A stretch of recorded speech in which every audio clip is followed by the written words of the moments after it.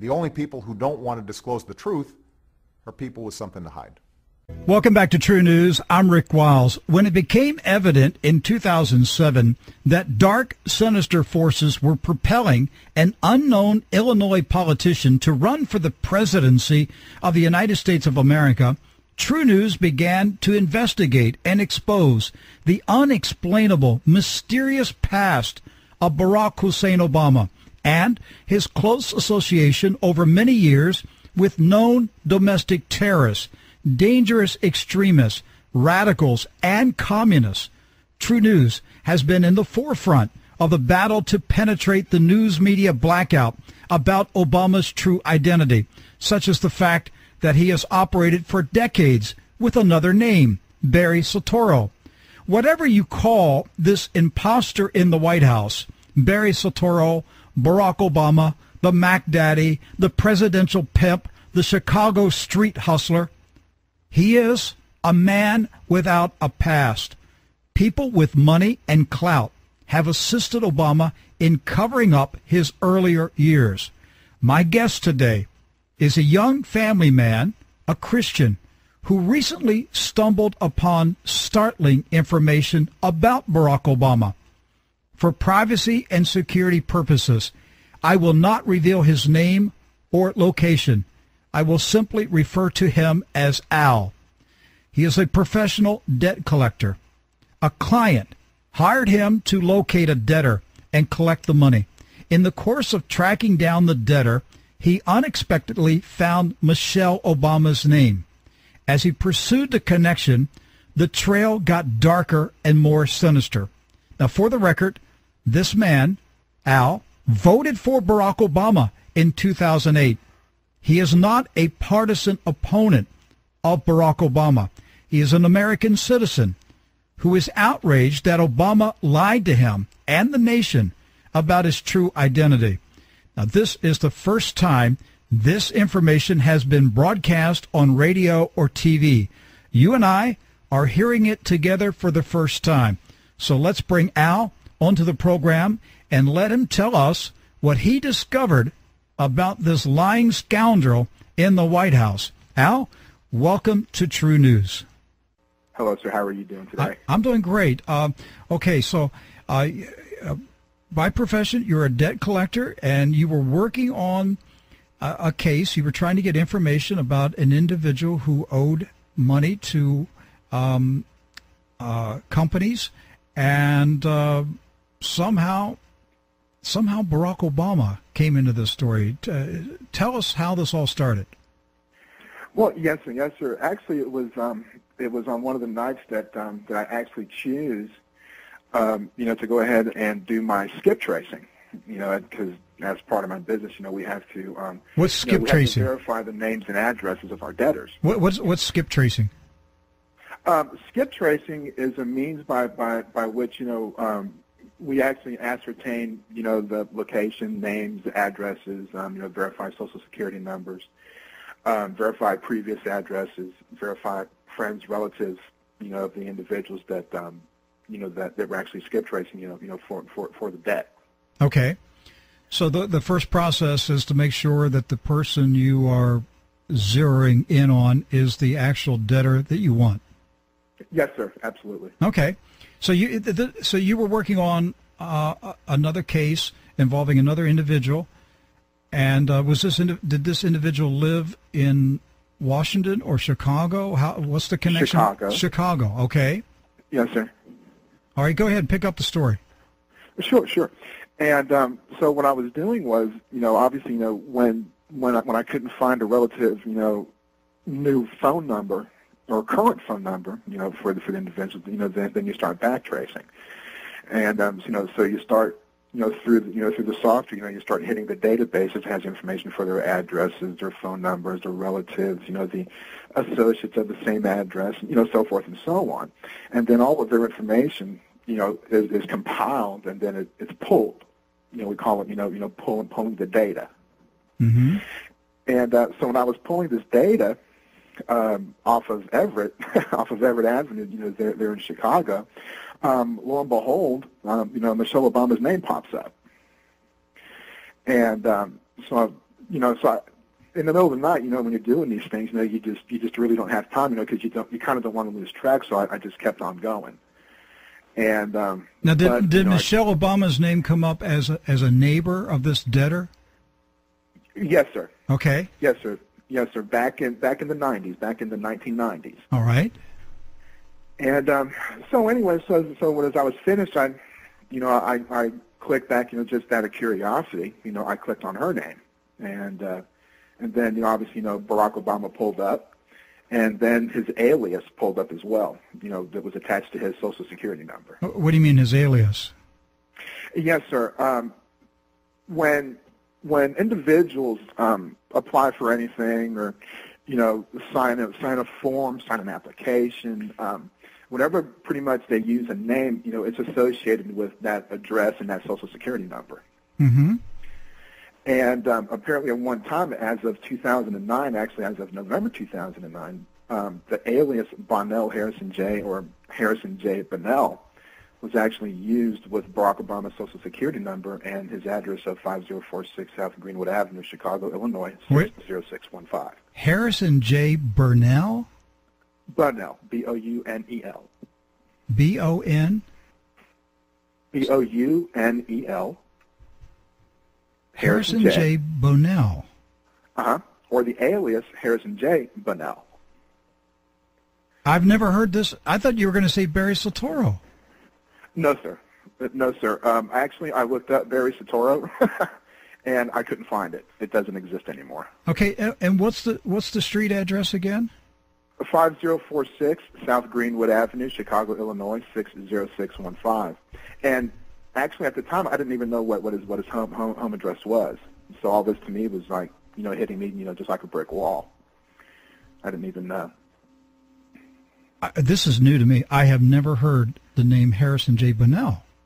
Yes, sir. Yes, sir. That was the irony. That was the first anomaly that I discovered, because it's sharing Barack Obama's Social Security number and his home address and the home phone number as well. Okay, so the Harrison J. Bonnell, it's not just that Harrison J. Bonnell is connected to the address where Michelle and Barack Obama live. You could say, okay, somewhere out there is a Harrison J. Bonnell who lived there at some time and got his mail at 5046 South Greenwood Avenue, Chicago. But you're saying that the name Harrison J. Bonnell shares the same Social Security number as Barack Hussein Obama? Yes, sir, the exact one. But because what I did was, in order to double-check these things, I have a way that I can backtrack it. And so when I took the Social Security number by itself and entered it into, my search screen, it reverted back and it pulled up Barack H. Obama, Harrison J. Bonnell, or Bonnell Harrison J. at the same time. It gave me two results for the same social. Okay, so what happened then? Well, I'm sitting there and I'm looking at it. I said, well, from my own experience, when you have multiple names with one Social Security number, I look at it, and well, I mean, that's the way that we're taught really, is to look at it as a case of either stolen identity, okay, or someone using his social, or he let somebody use that social. Okay, that's what I was looking at. Actually, I look at it from the standpoint of proving proving the anomaly, not taking it for granted that it existed. I had to prove it. Okay. And so when I clicked on Bonnell Harrison J's relatives, Michelle Obama pulled up. Oh, boy. Her name pulled up as a relative of Bonnell Harrison J. And it showed up with her social, her spouse's, her cell phone numbers, and the address, 5046 South Greenwood, as of October 2010.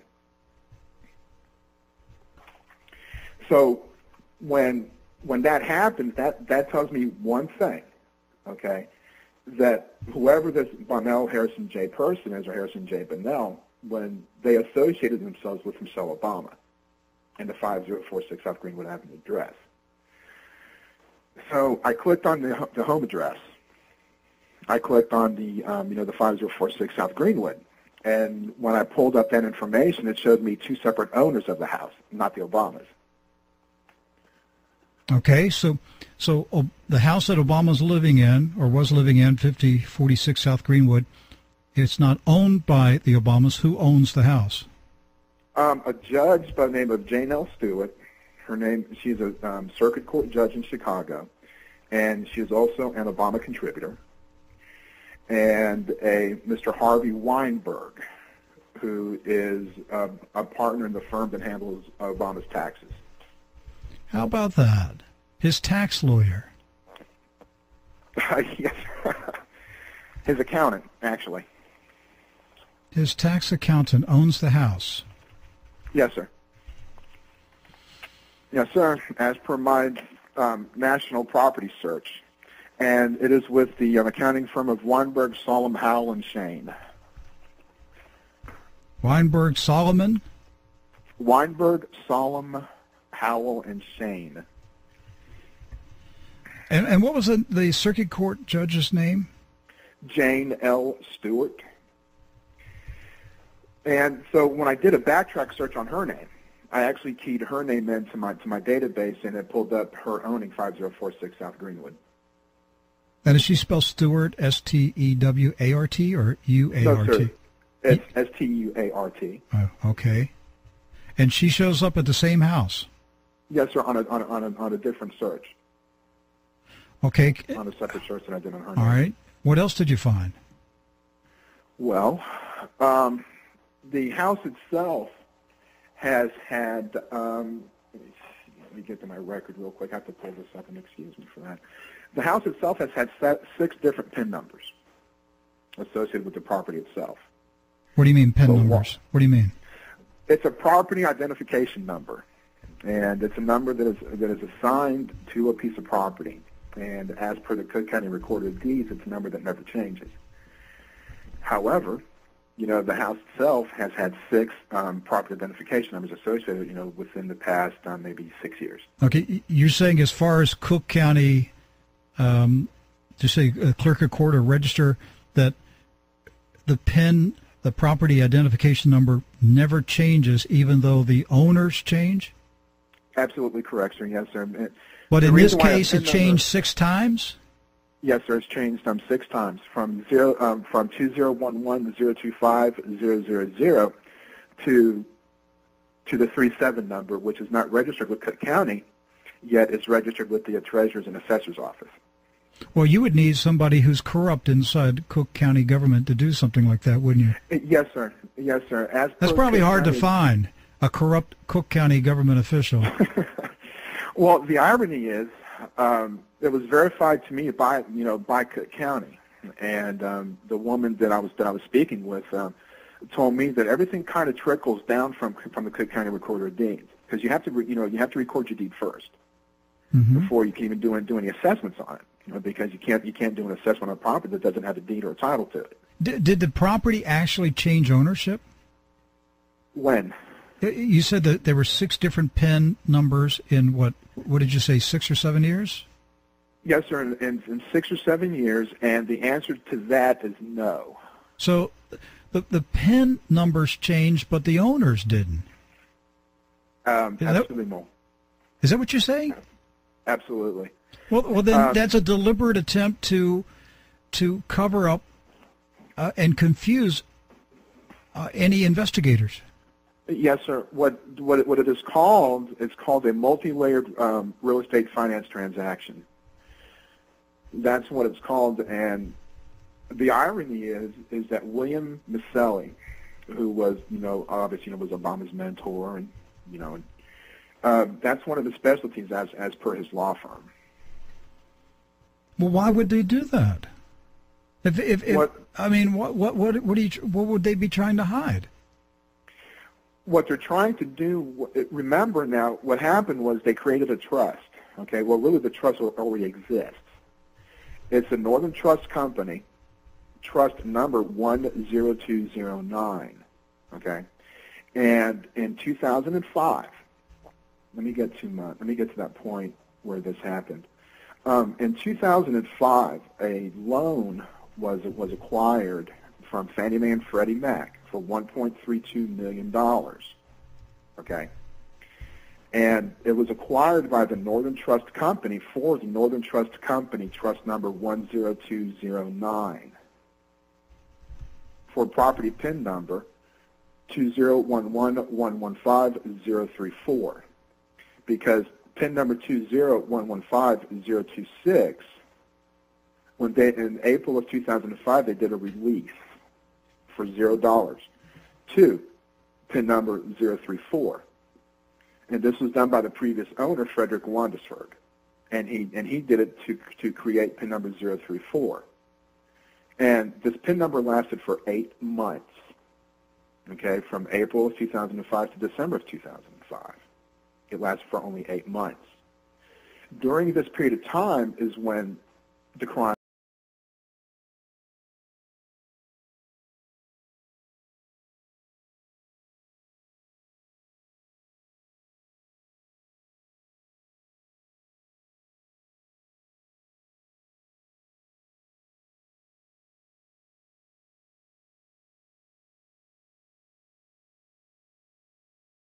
During this period of time is when the crime actually took place, okay?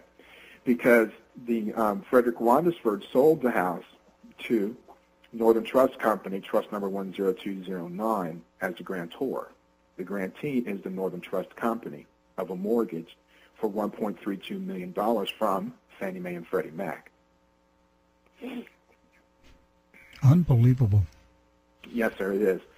And now the one thing that I really found to be the pinpoint of the crime itself was that, as recorded June 2nd, 2005, mind you, less than 13 days before the so-called purchase of the property by the Obamas, was that there was no indexed legal description for the property and no indexed property information, as per document 0515339067.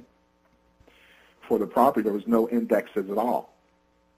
And what that was an ABI, which is an assignment of beneficial interest, from the Northern Trust Company to the Northern Trust 10209. Mm-hmm. So basically, they snuck it in there. And that's when they created PIN number 201115037, which is not recorded at the Cook County Recorder of Deeds, but it is recorded at the Treasurer's Office and at the Assessor's Office. It doesn't exist as per the CCRD. So once again, we have a deliberate attempt to hide Yes, sir. ownership and to confuse anyone on the trail. Yes, sir. If you don't know what triggers to look for, you're not going to find it. But in my line of work, as a debt collector and as a skip tracer, I know what triggers to look for. Well, if you didn't, if Barack and Michelle Obama were just ordinary folks and you were on their trail for debts that they owed, and you came across, these bizarre transactions, what would that say to you? It's real estate fraud. Real estate fraud. Because yes, sir. Because when I examined Barack Obama's income tax for 2009, it's a 58-page document. Okay, on page 3, it lists federally how much he paid for his real estate tax, for his home. Mm-hmm. Okay. On page 57 of the same PDF, actually I got that from the White House, from whitehouse.gov. On page 57 is his state of Illinois filing for his real estate taxes, which shows, what did I do with that document? It shows on page 3 that he paid $22,456 on a $1.65 million house. Okay? And it also shows, write the PIN index number for the property listed above. It's blacked out on his Illinois tax return. It's blacked out? Okay. It's been It's redacted? Yes, sir. Why? Yes, Why sir. would why was it redacted? Because they didn't want people knowing what the actual PIN number was to the property, and it was electronically done. Because I blew it up in my computer to 600 times, its normal size, so I could actually see the pixels in it, and that I could tell that it was actually electronically blacked out because the edges are perfect.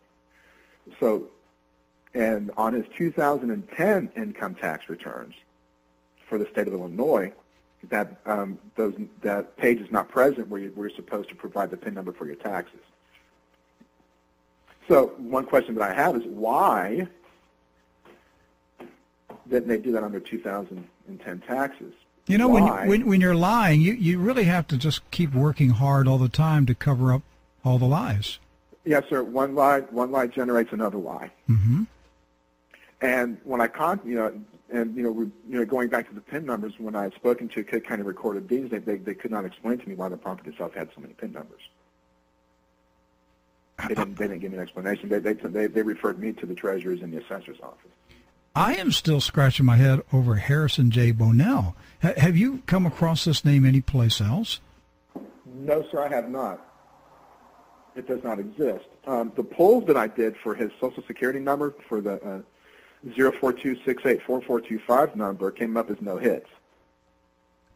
The Social Security number that you have, is it the same Social Security number that other private investigators have come up with? It's identical. This is the Connecticut Social Security number? Yes, sir. This is the invisible Social Security number. It's 042684425. And I can say what the number is because it's all over the internet anyway, so it's public knowledge what his Social Security number is. So I'm not at risk for divulging any personal information. Say it again. Say it slowly. Sure. 042684425.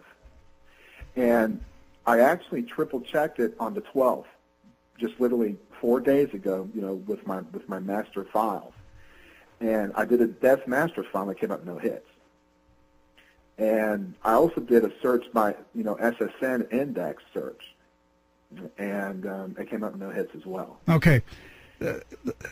Obama's Social Security number that he's fraudulently using, which belongs to a dead man in Connecticut, is that correct? No, sir, because I actually researched that myself. Or do I have that confused, or is it with a teenager? What's the story? Where did that Social Security number come from? There are so many stories out there. I can't pinpoint the exact. Okay. The exact. I call them urban legends. I can't. Okay. But what we do know, Al, is that Social Security number 042684425 was issued to a Connecticut resident. Is that correct? As per my records, it doesn't exist because there's no hits to it. You're saying that the number doesn't even exist? Yes, sir. As per my polls, because I actually did an SSN search, which is a Social Security number search, and it returned 0 hits. Okay. Now, do you have access to the same databases that a private investigator would have? Mine are actually better. Really? Because I pull from every database across the country to collect on my debts. I even have pulls from California. California does California criminal, corporation, civil, licenses. Mm-hmm. I even do ABC polls. Okay, but you're saying the Social Security number is 042684425. Is this a fraudulent Social Security number? That's my question.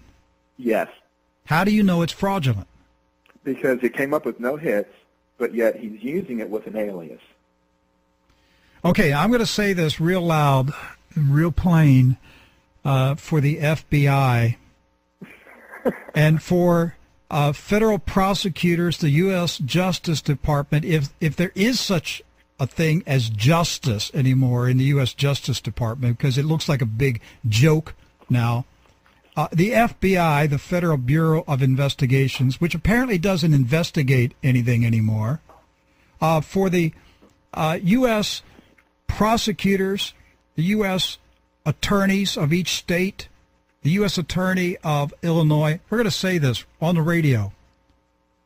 Barack Hussein Obama is a criminal. He is a pimp. He is a street hustler, a Mac daddy. This guy is a fraud. He is a criminal. He is fraudulently using the Social Security number 042684425. He also uses, apparently, the alias name Harrison J. Bonnell, in addition to the name Barry Soetoro. Just how many names does this imposter in the White House have? That's my question to the FBI. And I would like the FBI to get off their butt and do what the taxpayers are paying them to do.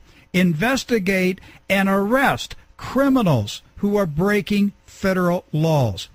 I'm fed up with the FBI's unwillingness to do its job.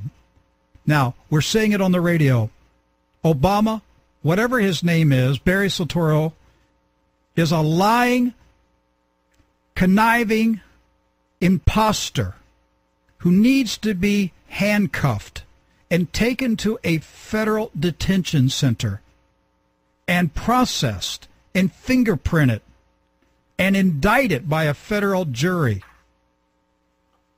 And I'm just wondering how long the wimps in Washington are going to hide and refuse to deal with the criminal who is in the White House. Go ahead, Al. I just wanted to add that along with the searches for his name, I also came across 58 addresses for him across the country. For Obama or Harrison J. Bonnell? For Barack and Michelle Obama. 58 addresses? Yes, sir, in other states. I did a state-by-state search.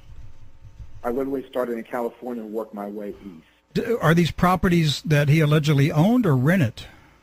Well, the properties are owned by other people or rented by other people, but yet his name, Barack Obama, with different Social Security numbers are attached to these properties, and I found 3 with Michelle Obama on them. Wait a minute. Different Social Security numbers? Yes, sir. Yes, sir. There's 2 of them that Barack Obama is using in Illinois, other than his. I mean, it's the one he's using now, the 042, the current one, and then another one that begins with a 62526. And that belongs to a man and a woman who are using the same Social Security number. And what state are they in? Ingleside, Illinois. Any connection to Obama? Well, I couldn't, directly connect them to that, to be quite honest and frank with you, because I didn't want to get too involved, more than what I am now, because there's 58 addresses and hundreds of names attached to those addresses. I mean, what are we going to have to do here? A citizen arrest because the FBI won't do its job? Well, what we can do, you're going to think I'm crazy. No. But what we can do, one of the names attached to these addresses is Tony Tiger and Steve Young, Kamora Simmons, Mary Gross, Bobby Womack, Tyra Banks, Nick Newman, Tom Jones. What's your suggestion? What do we do? Well, all these names were attached to these addresses between 2004 and 2009, so I think we can put 2 and 2 together on those. Mm-hmm. Especially the ones in Illinois. How do we force the federal bureaucrats to do their job? Well, they're not going to. Well, how do we bring this man to justice? Someone's going to have the courage in government, to use the information that we have. I mean, my information has actually been verified and also corroborated, by another person who, is a private investigator. And she has 20 years worth of experience in this business. Is that Susan? Yes, sir, it is. It's Miss Susan Daniels. Yes, okay. She's been a guest on the program. All right. Yes, sir. And initially, and if you know Susan like I do, that she's very thorough in everything she does. I mean, she even sent me evidence. So I could corroborate it from my findings, and a lot of, say about maybe 95% of it is a match. What were your thoughts about the digital birth certificate they put on the White House website? I made a better one over the weekend.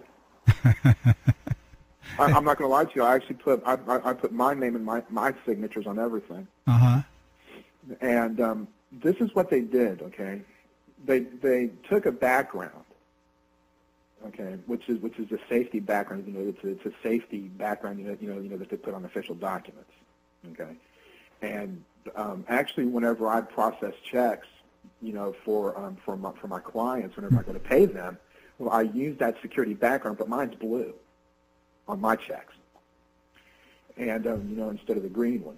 And I get those in blank sheets of paper, you know, from the companies I get, to process my checks, you know, for when I go to do my payouts.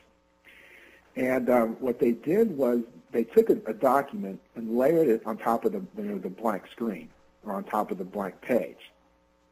And what they did was they just basically cut and pasted. You know, they just basically, you know, cut and pasted, and then they did it transparent. So what you do is, you know, you take you cut and paste the background, shrink it to fit. Take that background and move it over whatever you want it to cover. Then on top of that background, you put a text box. Inside of that text box, you key in what you type in what you want to type in, but remember you have to use the proper font. And the font that they used was actually, it's called it's a typeset font. It's a carbon font. That's what it is. It's a carbon type font. Mm-hmm. It's the font that they used. And I had to blow it up to like 600 to 800% in order so that way I could look at the obvious, the obvious pixels. When a computer does it, it does it differently, you know, than the way a typewriter does. Because you know how when you type, you know, with a manual typewriter like they did in the 60s, Mm-hmm. You know how sometimes a letter might come up or down, or the spacing might be off, you know, between the letters. The spacing on the letters are identical. Okay, Mm-hmm. and you can actually see the 90-degree right angles in the S's and the T's and stuff like that. And then you can also see the pixel marks, because you know how you make let's say the letter U or an S. Okay, Mm-hmm. you're going to have a 90-degree angle at the corners, you know, for the S's because you know that makes the end. And so you're going to get a straight line to make the top, and then to make the curves, it uses separate pixels to form the round edges. What you're saying, Al, is if Obama were simply a regular citizen and he was under investigation for a criminal act, any good criminal investigator, this would be a slam dunk to put this guy in prison. He couldn't make bail. He couldn't make bail. Listen, Obama couldn't get a job as a janitor in a federal building or a defense contractor. No, it would be impossible. Now, as a community organizer, yeah. Okay. That's the people they look for. Who do you think this guy is? Is he just a common street hustler who's jive talked his way into the White House? Is he part of the Chicago mafia? Is he a foreign plant? No. Who is he? I kind of feel sorry for him, to be quite honest with you. Yeah. Look at the way that this man grew up.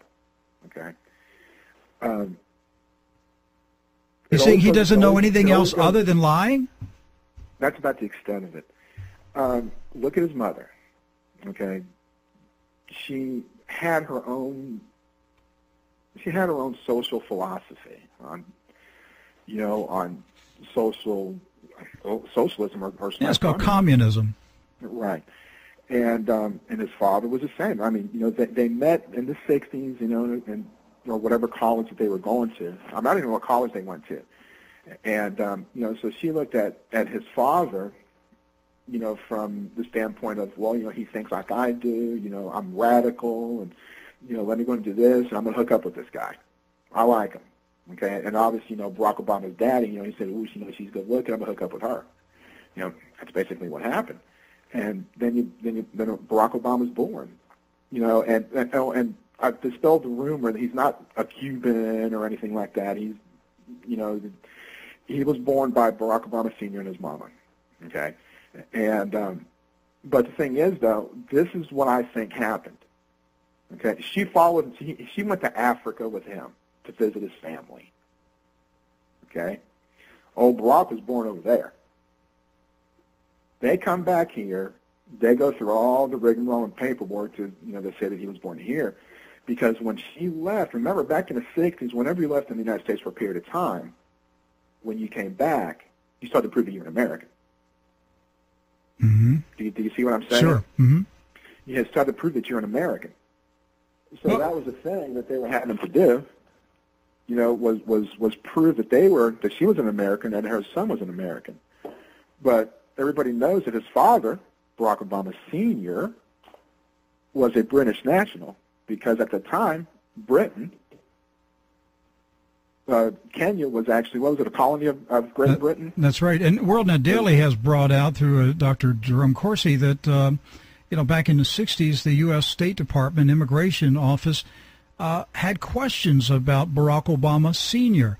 They said they didn't know how many wives he had. Harvard wanted him booted out of the country because of his polygamy, because of his lack of financial support, because of the questions about Barack Hussein Obama. So you're saying he's the son of a liar. Yes. And remember, though, that that's all he knows. So he's growing up without parents, having to rely on his grandparents, God rest their souls. And so who was his mentor in Hawaii? A communist. Right. Marshall Davis. See, I think you're being too nice on the guy. I think the guy's a communist plant. I think he was put here to preside over the destruction of the constitutional republic. This is why the founding fathers wisely said that a president had to be a natural-born citizen, because the founding fathers actually feared that a foreign king would plant a young person in this country for the purpose of taking over the country. That was not a conspiracy theory to the founding fathers. They feared it. And I believe that's exactly what is taking place with Barack Hussein Obama. I was scared half to death of what I found. Okay, I'm not going to lie to you. I was scared. Oh, this is deep. This is deep. This man did not do this by himself. He didn't come up with all these lies by himself. He was taught. He was taught, but he's still being assisted. This Weinberg, this law firm. Come on, these people are involved in this cover-up. There are a lot of people who ought to go to prison. This is a deep criminal conspiracy that's underway, and it's been underway for many years, to conceal the identity of this man who goes by the name Barack Hussein Obama. He is a criminal. He is a fraud. There's no doubt about it. He's committed real estate fraud and tax fraud. Not to mention the ethics violations that he's committed by having a contributor as a registered owner, or one that shows, even if they show up as an owner of the property, that is still an impropriety. Al, I wish I had another half hour to keep this going. I'm out of time. We've been talking for 30 minutes. Okay. Well, we have gone. This is incredible information. I would love to have you back. You and I will stay in touch. I am not going to let go of this guy. I'm going to stay on it until the Mac Daddy is in prison. He needs to.